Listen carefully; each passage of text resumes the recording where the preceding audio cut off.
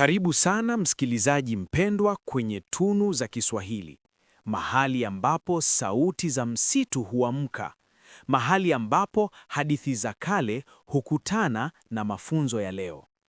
Leo tunakuletea simulizi ya kipekee na yenye mafumbo, Sungura na Fisi, sauti za usiku. Hadithi hii inatufundisha kuwa hofu nyingi hutengenezwa na mawazo yetu, na kwamba busara humwezesha mtu kusikiliza kabla ya kukimbia. Kaa karibu, sikiliza kwa makini, na usisahau kusubscribe ili kuendelea kupata simulizi tamu za mafunzo hapa Tunu za Kiswahili. Usiku uliposhuka juu ya msitu wa mwanga, anga lilifunikwa na nyota zilizong'aa kama macho ya siri. Upepo wa taratibu ulipuliza majani na kila tawi lilionekana kama linanong'ona lugha ya ajabu.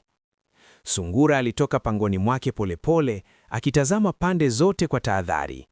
Alikuwa amesikia sauti zisizo za kawaida kwa siku 3 mfululizo, sauti za kucheka, za kulia, na wakati mwingine sauti nzito kana kwamba ardhi yenyewe ilikuwa inazungumza.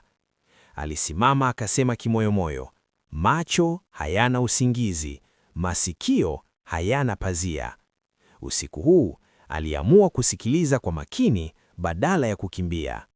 Kutoka mbali, sauti ya kicheko cha fisi ikasikika, kikikatiza ukimya kama upanga. Lakini haikuwa kicheko cha kawaida, kilikuwa cha polepole, cha kuvuta, kama mtu anayeficha maumivu moyoni. Sungura akakumbuka methali ya babu yake. Sauti ya usiku huleta ujumbe, lakini si kila ujumbe ni tishio. Akaanza kufuata mwelekeo wa sauti, hatua zake nyepesi zikigusa udongo ulioloa na umande. Njiani alikutana na Kobe aliyekuwa amejificha chini ya kichaka.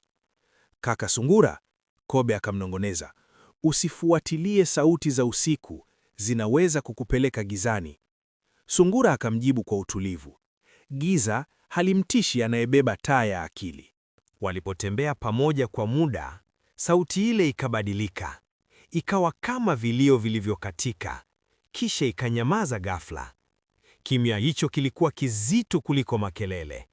Sungura akasimama, akainamisha masikio yake, akasikiliza kwa moyo mzima. Ghafla, kivuli kikubwa kikaonekana mbele yao. Ilikuwa ni Fisi, amesimama chini ya mti wa mbuyu, macho yake yakimetameta kwa mwanga wa mwezi. "Kwa nini unanifuata, Sungura?" akauliza kwa sauti nzito. Sungura akajibu, "Kwa sababu sauti zako hazikuwa za furaha, na methali husema, kicheko kisicho na furaha huleta maswali."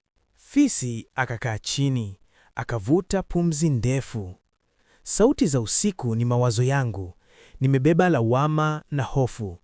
Kila nikikaa peke yangu, sauti hizo hunirudia. Sungura akamkazia macho kwa huruma. Hofu ikikaa moyoni hutengeneza kelele hata pasipo maneno. Usiku ulipoendelea, wawili hawa walikaa kimya, wakisikiliza sauti za asili, nyuki waliochelewa kurudi, bundi akipiga honi ya hekima, na upepo ukicheza na matawi. Pole pole, sauti zile za ajabu zikapotea. Fisi akasema kwa sauti ya chini, "Leo nimejifunza kuwa si kila sauti ni adui, wengine ni walimu."